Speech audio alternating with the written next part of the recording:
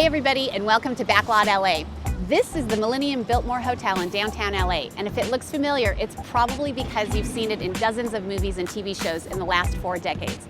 Located in the heart of downtown Los Angeles, this hotel features some of the city's most remarkable architecture and grand interiors. Come join me while I uncover a piece of LA history and marvel in its contribution to the TV and film industry.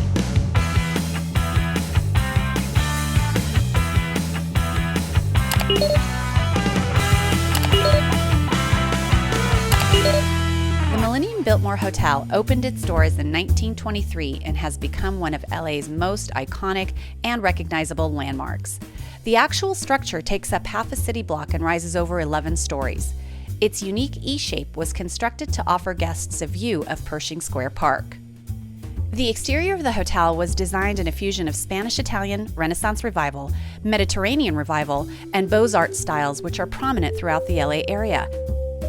The interiors are nothing short of impressive, decorated with frescoes, murals, carved marble fountains, lead crystal chandeliers, tapestries, travertine, and oak-paneled walls.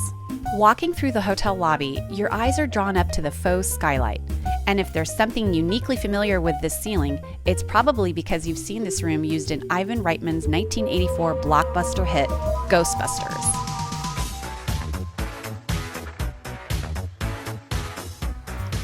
Although most of the movie's exteriors were filmed in New York City, a good number of the interiors were shot in LA. The Biltmore Hotel was the backdrop for the infamous ballroom scene, which leads to the daring capture of their first ghost. In order to create a feeling of an imposing ballroom, the production team added chandeliers to the Biltmore's lobby ceiling, as you can see in these scenes. But the famous scene which sealed the fate of the ghost-busting trio into a worldwide phenomenon started here as they fearlessly entered the double glass doors into what is presumably the hotel lobby. But in actuality, that entry is on a side street that leads into one of the Biltmore's grand hallways. The Biltmore's connection with Hollywood goes way back. It was an early home to the Academy Awards ceremony for the Oscars. In fact, the Academy of Motion Picture Arts and Sciences was founded in May 1927 at a banquet in the Crystal Ballroom. Powerful studio heads such as Louis B. Mayer and others met to discuss plans in the Crystal Ballroom for the new organization with the idea of presenting achievement awards to colleagues in their industry. Legend has it that MGM art director Cedric Gibbons was sitting in the Biltmore's gallery bar when he grabbed a linen napkin and sketched the design for the Oscar statue on it. Coincidentally, Cedric Gibbons went on to be nominated for 38 Academy Awards, winning 11 Oscars for Best Art Design. From the onset, the Biltmore had a strong relationship with Hollywood, and the number of TV shows and films that have shot here are in the hundreds. However, each part of the hotel has its own unique film history, like the Biltmore's limousine ramp, located outside of the hotel. In the 1974 classic Chinatown, the VIP ramp served as the exterior of the Brown Derby restaurant. In this scene, while waiting for a valet to retrieve their cars, Jack Nicholson's character confronts Faye Dunaway about her husband. I like breathing through it. And I still think that you're hiding something. Other productions that have featured this exterior was the 2005 comedy hit Wedding Crashers. The ramp served as the backdrop of a Washington, D.C. country club where Owen Wilson gets kicked out of an engagement party and is beat up by the insufferable character played by Bradley Cooper. Parts of the Wedding Crashers were also filmed inside the Biltmore's Gold Room. Previously a dining room for the hotel elite, the opulent Gold Room is built on 2 levels and was also the real-life setting for one of LA's most celebrated speakeasies during the Prohibition era. Partly owned at the time by the infamous gambler and investor Baron Long, the Biltmore Hotel became the epicenter for major Hollywood celebrities.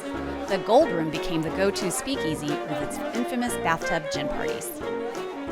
Above the large mirrored French doors, you can still see the outline of a gold box. That box was a little window for paparazzi, who could take bird's-eye view photos of the celebrities partying down below. Thanks to Baron Long, the Biltmore was successful during the Depression era in LA as he turned it into a magnet for celebrities, politicians, and social elites. The 1920s and 30s saw the start of a glamorous relationship with Hollywood, both on and off screen, that has continued to this day. Flash forward to the 1980s, the Biltmore continued to be featured in front of the camera and was the backdrop to a number of hit movies, including Beverly Hills Cop starring Eddie Murphy. The Biltmore Hotel stood in for the fictitious Beverly Palm Hotel, where Eddie Murphy tries to check in and makes a hilarious commotion in the process.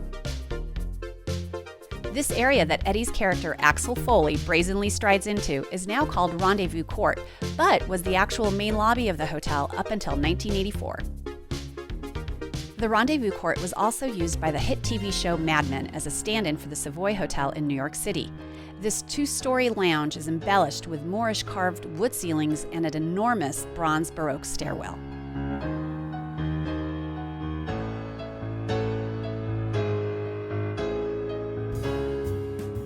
Another part of the Biltmore Hotel that is used as a film location is the ornate pool area with its mix of Roman bath and Gilded Age ocean liner deco.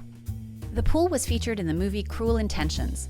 It doubled as the pool of a grand private estate where Ryan Philippe's character attempts to seduce Reese Witherspoon with a late-night swim. In the 1991 film Bugsy, the pool area actually played itself as the Biltmore Fitness Center.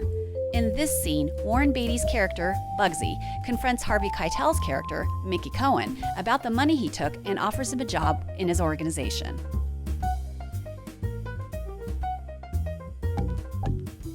This walk back in time was an incredible experience. The Biltmore not only has such a celebrated past, but its involvement with the entertainment industry continues to be impressive. We hope you enjoyed this episode of Backlot LA. Join us again as we continue to roam the city, uncovering the location sets of some of your favorite TV shows and movies. Until next time, stay curious.